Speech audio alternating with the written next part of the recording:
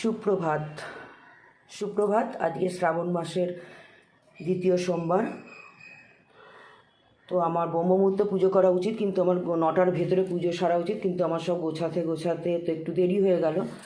তো সেই জন্য দেখো, অপরাজিতা ফুলের মালা, আকন্দ ফুলের মালা, ধুত্রা ফুল, কাটা ফল, বেল তো এখন এরকমই পাচ্ছে। আর ফুল আজকে 11টা বেলপাতা চন্দন মাখিয়ে রেখেছি। 11টা বেলপাতা দিয়ে পুজো করতে হয়, 11টা দুব্বো শিবের মাথা দিতে হয়। একদম পেছনের এই ডাঁটিটাকেও না, মোটা ডাঁটিটাকেও ভাঙতে হয়, নালে বলে শিবের মাথায় বাড়ি খায়। তো এই ডাঁটিগুলো ভাঙতে হয়। তো পঞ্চপ্রদীপ সাজানো হয়ে গেছে, আজকে ঘিয়ের প্রদীপ জ্বালবো।